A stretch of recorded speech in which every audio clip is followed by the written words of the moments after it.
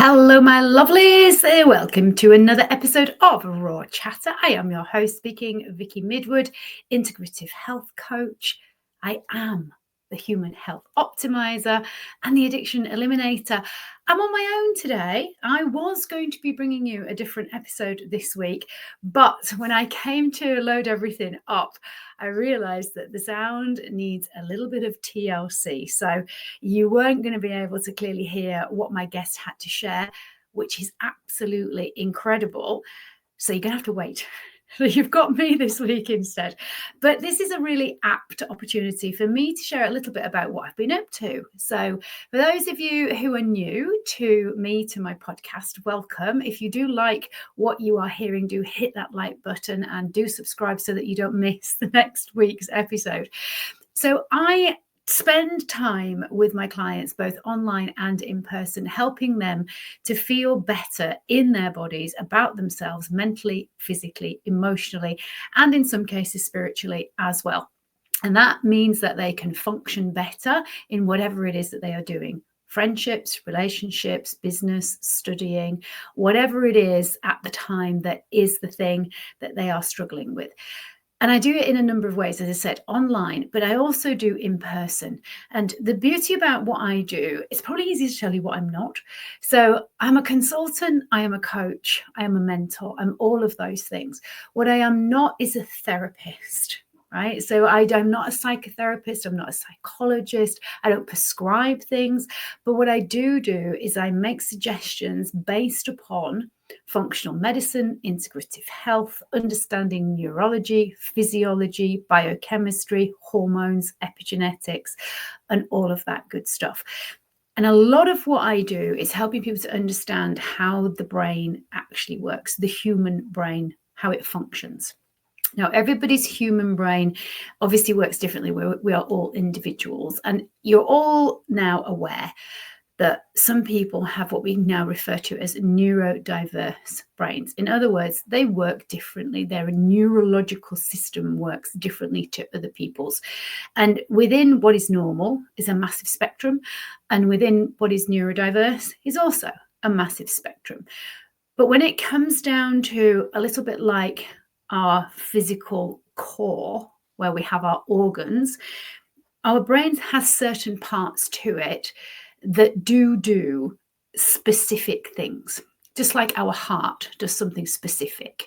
Yeah, it beats, it's stimulated by electricity within the body. Like our liver has a specific or a number of specific jobs to do. So your brain is no different in that sense. And we recognize that some parts of the brain do certain things and are responsible for certain responses in terms of what hormones get elicited or the messages to make hormones happens, and the same with the neurological neurotransmitters. So it's very much biochemical, neurological, and obviously it's an organ that has different factors and facets to it. We're learning all of the time more and more about how the brain works. But what we do know for sure is that there are certain things that we experience as humans that are going to affect very much how our brain functions, how it grows, how it matures, and therefore how we think and feel and behave as adults. And so that is what I'm looking at today. And this is on the back of me being fortunate enough to be able to spend time actually with different clients over the weekend. So Thursday right through to Sunday, I was fortunate enough to spend a different time, a different day with different people. And within that, everything that we did was different because they are different. So if you do read my social posts, I did post on Facebook, I did post on LinkedIn about just how, 3 of those clients had very different experiences of me working with them one-to-one for a big chunk of time.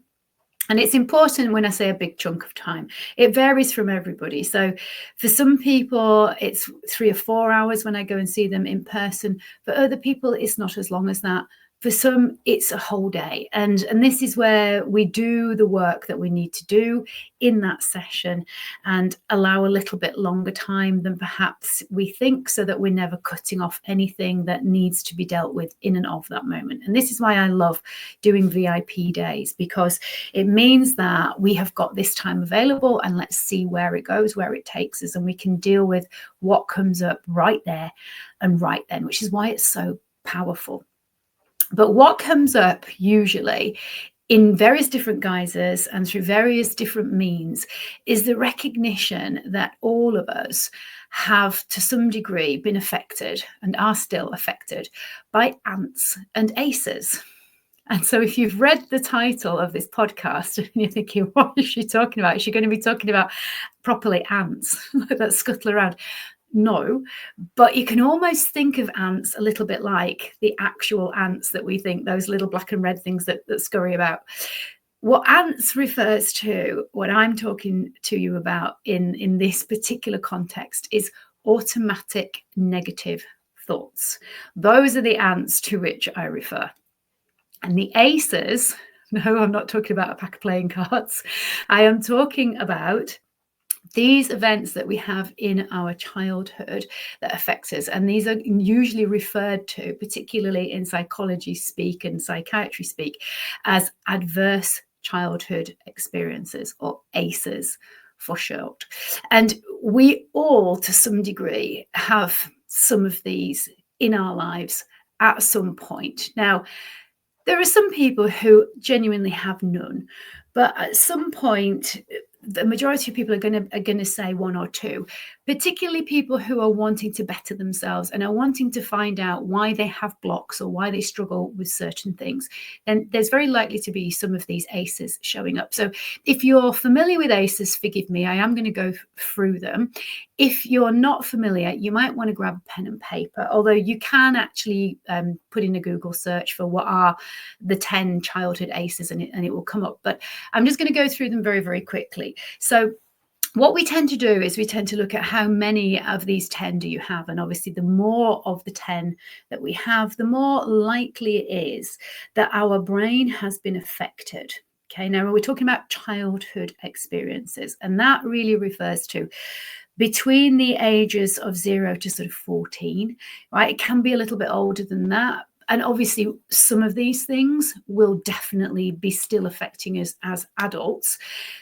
But our brain by that point has fully grown and matured, if you like. Just as a caveat, a lot of people think that we stop growing when we're 18, that when we're adult, we're fully formed. We're not, okay? So the brain is still changing all of the time, neuroplasticity. But technically, it's around about the age of 25 that it's kind of fully formed in all areas. Can it change?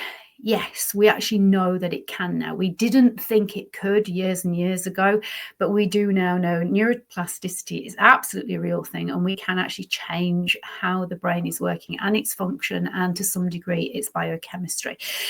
Now, I'm going to go back to what these childhood ACEs are, and then I'm going to explain how they can affect us in childhood and then into adulthood in terms of the brain and how that gets affected. So, if you're ready for the list, they are physical neglect, they are physical abuse, sexual abuse, psychological abuse, emotional neglect, domestic violence, divorce or separation, your mom being treated violently. And yes, it is your mom that tends to be the one that has the most effect on us as kids.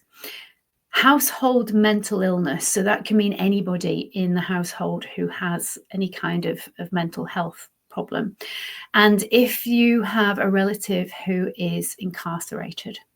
So those are the main 10 what we call ACEs, or adverse childhood experiences. And they can affect how our brain actually grows and matures in terms of various different areas. Specifically, we know that it can actually affect our hippocampus, the amygdala, and also the prefrontal cortex. And all of those are our main sections of the brain that affect our emotions and how we handle things like stress, but also in terms of putting together logic and decision making and so on and so forth, executive function, all that kind of stuff. And if those areas have been affected when we are a kid, it can lead to all kinds of things. A lot of people have difficulty with remembering, right? So learning and memory can be affected if we have a number of these ACEs in our childhood.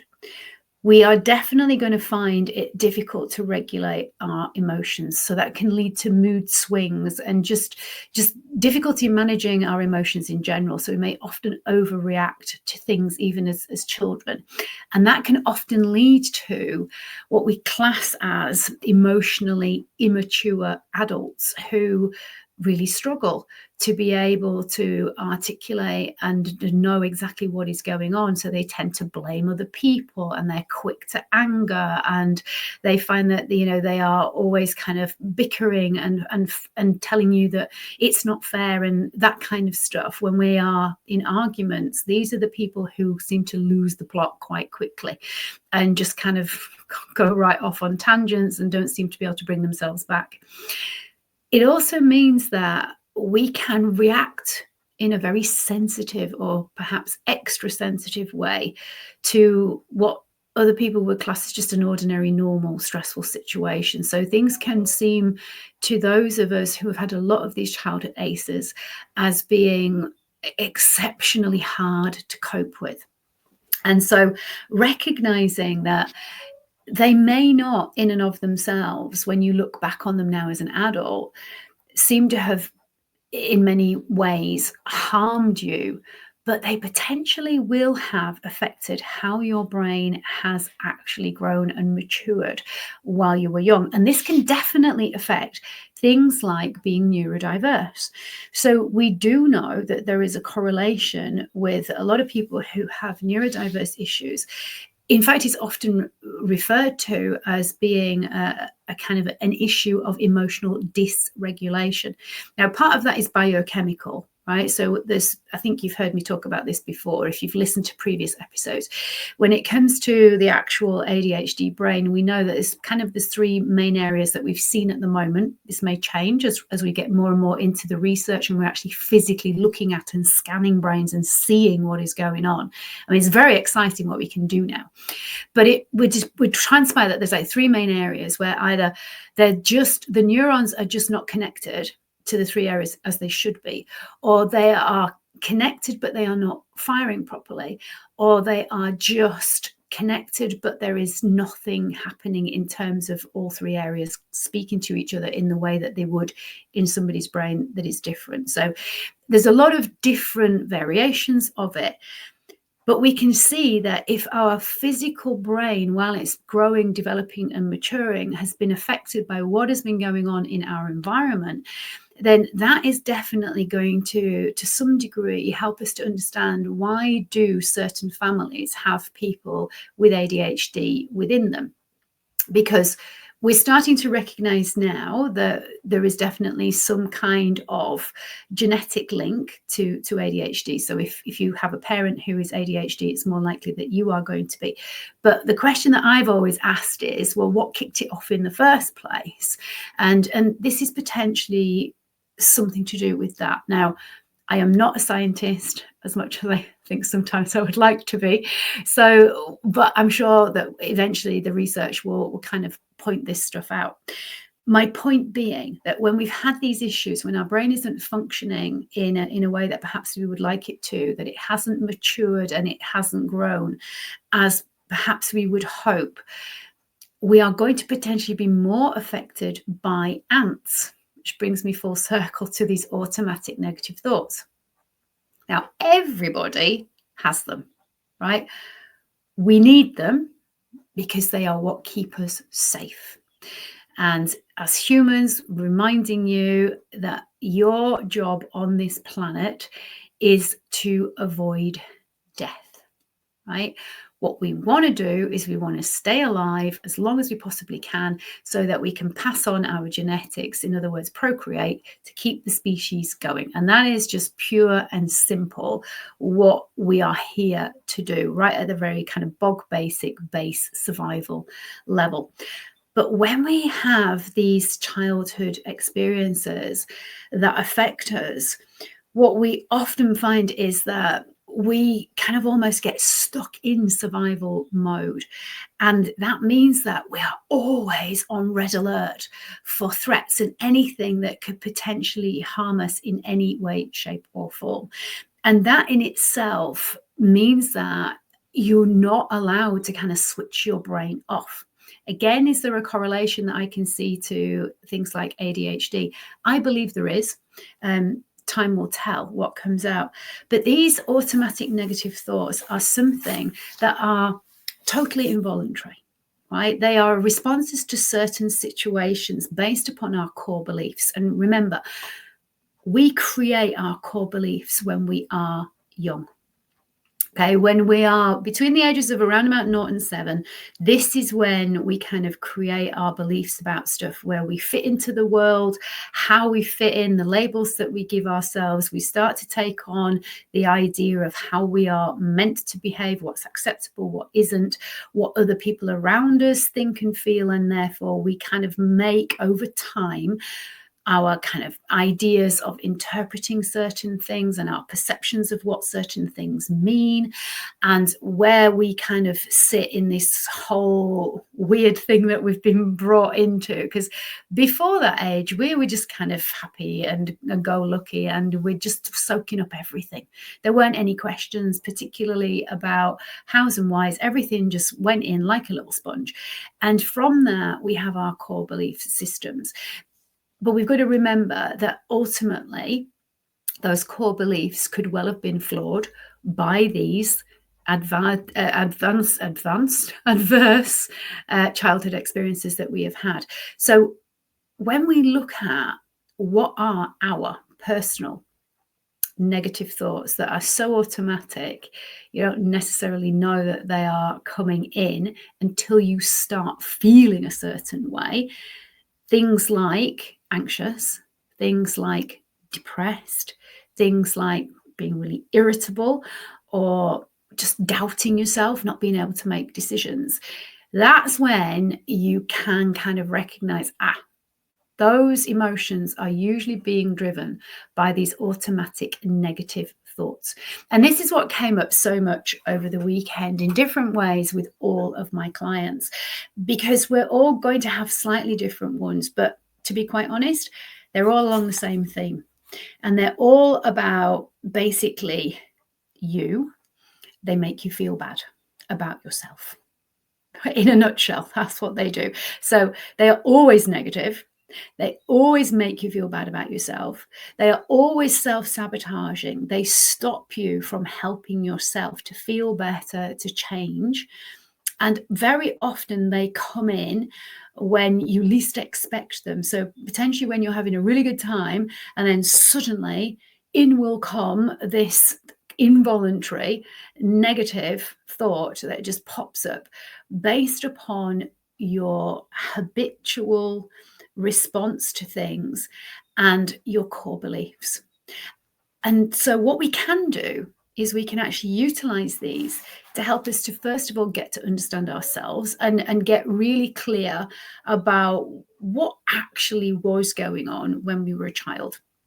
What I find is when I start talking about or using the word trauma, there's a lot of resistance to it. And a lot of people will say to me, but I didn't have a traumatic childhood. My childhood was great. My parents were lovely. They were thoughtful. They were loving. They were kind. They made me feel, wanted and all that kind of stuff.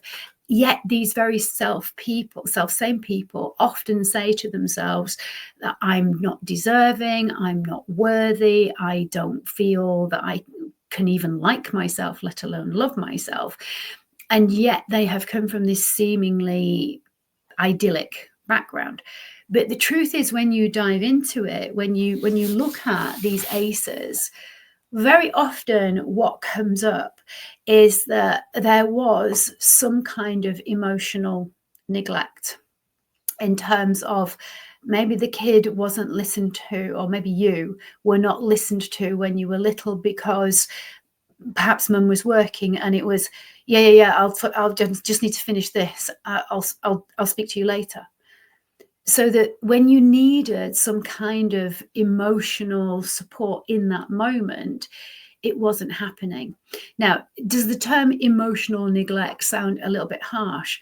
Yes, but when we're talking about little things that happen on a daily basis that you don't necessarily recognize as being traumatic, so many people still mistakenly think of trauma as being, it has to be some like big massive event that sticks in your head, and it's not. Consistently being ignored when you're asking for attention, that is classed as a traumatic event. That is part of these ACEs. This is you emotionally not being given what it is that you need as a child. And it affects how we think of ourselves, because unconsciously then we've got this negative thought starting to be made. You're not worthy. Other people haven't got time for you. You don't deserve to have attention put on you.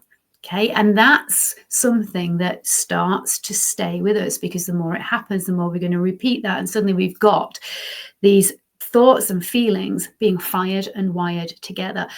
And unless you actually stop as an adult and sit down and work with somebody on these things, you're not really even aware that they are going on, but they will definitely affect how you come across to other people, potentially how you are at work.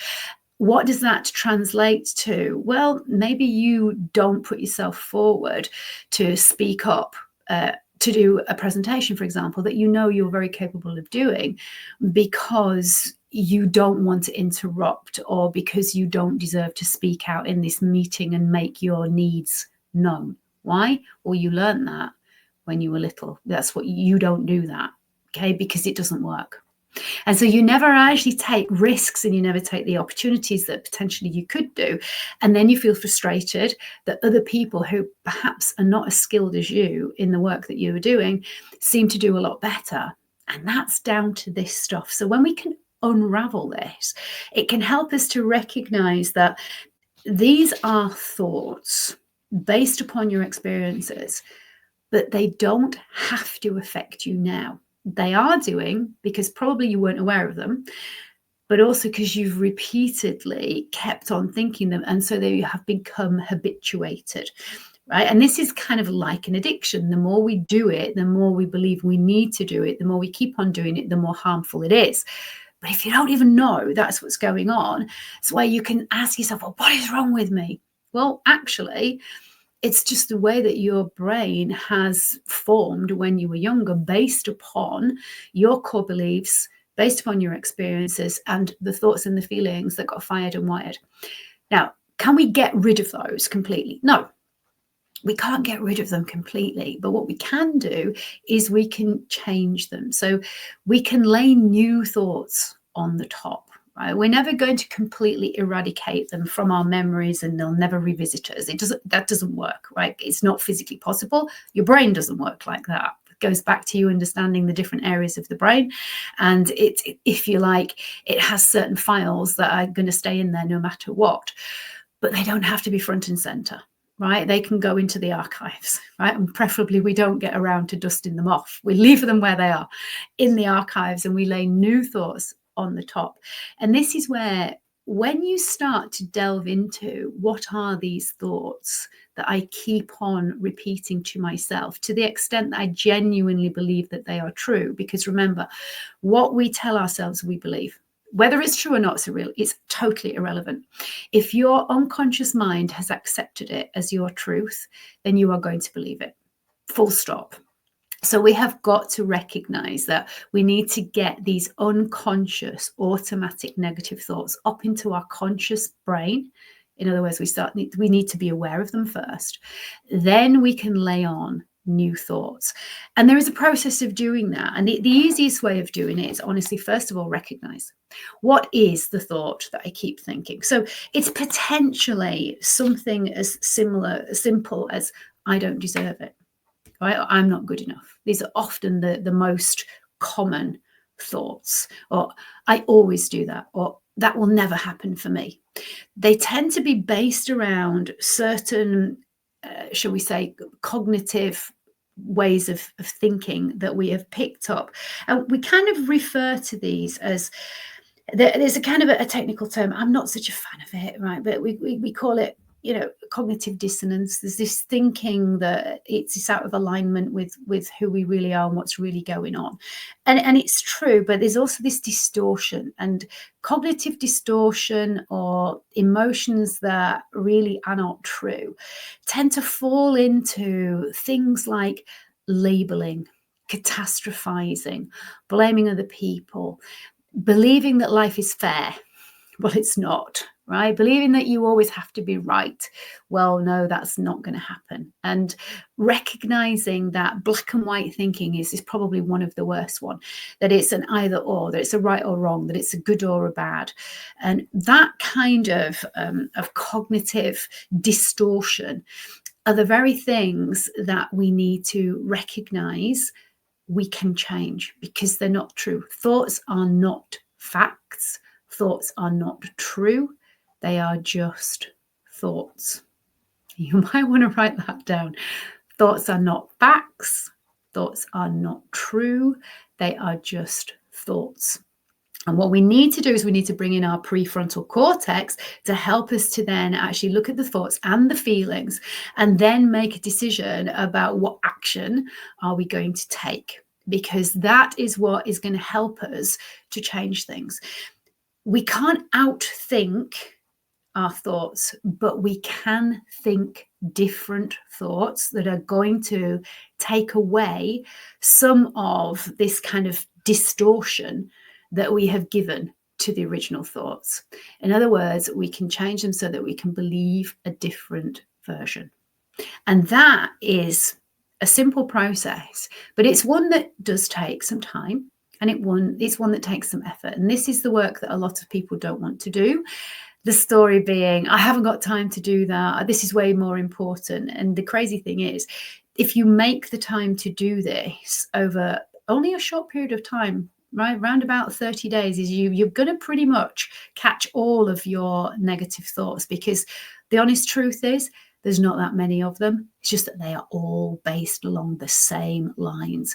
And if you did set yourself a little challenge of just doing this for 7 days, right, literally set yourself a challenge of writing down these negative thoughts that your brain comes up with for 7 days, the chances are that they are pretty much the same thoughts that keep coming up over and over again, probably the same half a dozen to a dozen. There's probably not going to be more than that. And this is where you realize that actually, once you know what these thoughts are, the words that you actually use, you are going to be able to change them, to reframe them, to lay different thoughts over the top. And we have to do that by challenging them, right? Because I just said thoughts aren't true, but when you keep on repeating them over and over and over again, honestly, we genuinely believe that they are true. And there's many an hour that I have spent in coaching and mentoring sessions with people who will go to great lengths to justify the truth behind these thoughts. But we've got to remember that your brain's reticular activation system, right, the part of our brain that looks for the stuff that reinforces what we already believe, is powerful. Okay, so your brain is always going to find evidence to reinforce the stuff that you always believe. And it's going to conveniently not even notice the stuff that contradicts it. And for those of you who don't know about the reticular activation system, this is the part of our brain that if you buy, say, a brand new red car, suddenly when you're driving, you notice how many red cars there are on the road. And yet when you were driving your white car before, you never even notice them, right? That's the reticular activation system. It notices the stuff that you are thinking about, that you are aware of. And that is why, if we're thinking that this thought is in fact true, that we believe it is a fact, then we are looking actively for the evidence that is going to reinforce that. And we're not even going to notice the stuff that doesn't. So when we are aware of actually what these thoughts are, we can then start to challenge them. And we can start actually to look at all of the stuff that we've conveniently not noticed up until this point that completely blows that thought out of the water. And that's where you can actually feel a sense of relief, because you can recognize that you don't have to now almost feel imprisoned and trapped by these thoughts, that you can actually do something about them. And this is where we've got to recognize that, number one, it's awareness always. We've got to be aware that all of us, to some degree, are going to have had some kind of traumatic events in our childhood that will have affected how we now think about things, how we interpret things, how we connect things, our associations to things, and our perceptions of what things mean and where we fit into the world. Right? We all do it. If we are grown adults, we've all done it. And for some of us, those experiences have been more adverse in terms of how they've affected how our brain has actually grown and matured and fired and wired. And what we have to recognize as well is that we can change that. And this is the beauty. We didn't think that we could, but we can, right? We can literally reprogram our brain. A little bit like, we're in a world of digital progress. Hurrah, I'm really excited about it. But if we sat there and said, right, you know what, AI, it's going to be rubbish, it's never going to take off, I'm never going to use it, well, you're just going to get left behind, because those people who can see just how powerful and how helpful and how useful AI is going to be are going to be the ones that are going to leave everybody else leave everybody behind. Why? Because they recognize that they can change their thinking. When it first came out, they might have thought that too. But then they went, hang on a moment, is that thought actually true? And why do I think like that?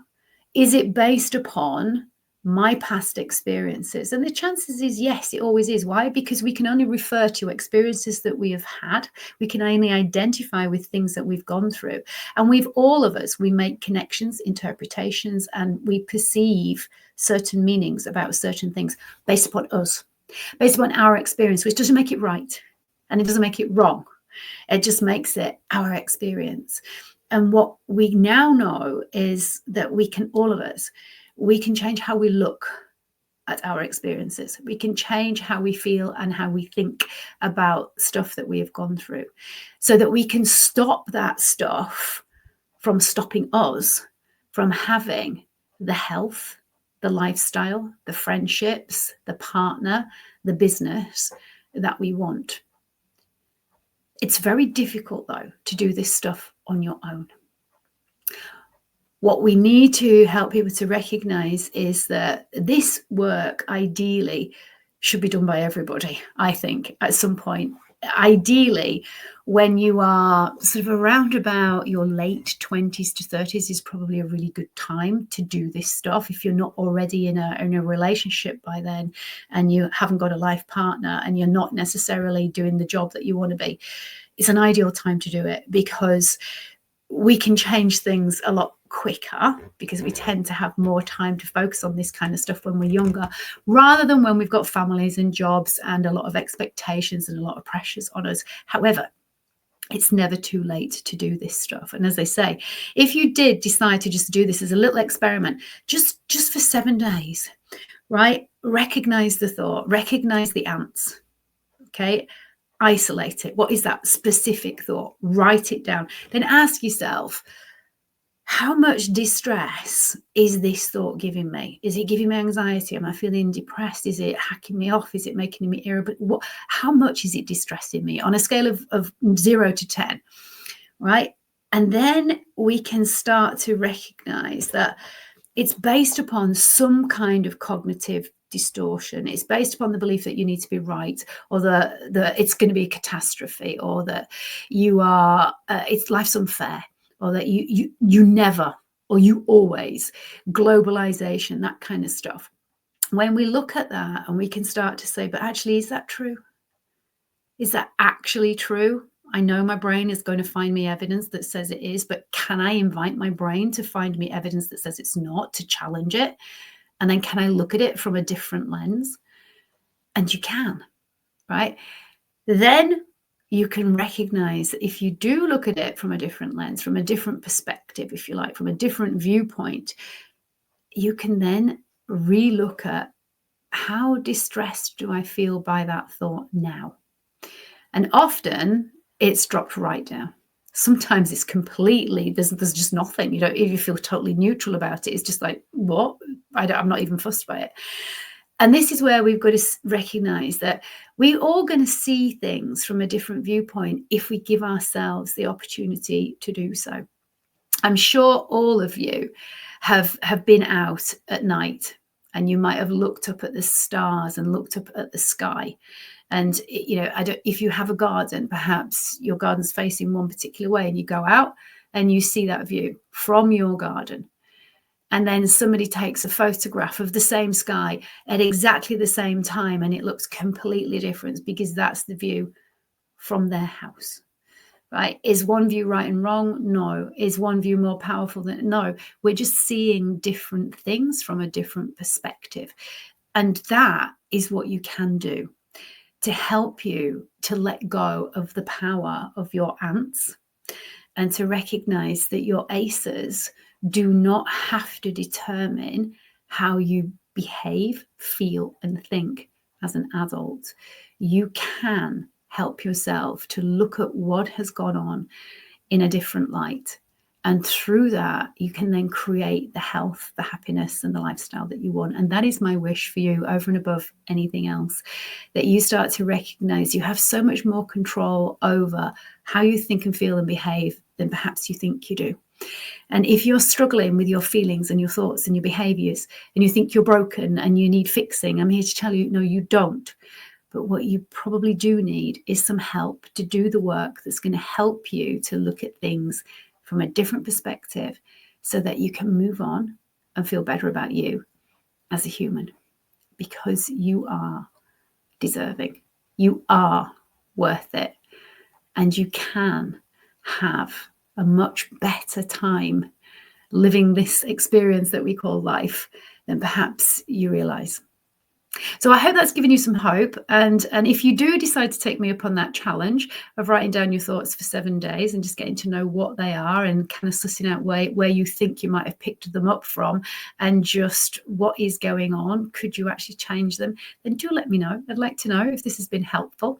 You can subscribe, as I've said. Click on that subscribe button. Give me a thumbs up. Give me a like if this has been helpful to you. And if you actually haven't got that much from it, but you think you know somebody who may do, please pass it on to them, because my aim is to help people help themselves. But I can't do that if they don't know about me. And on that note, I just want to leave you with this, as I always do.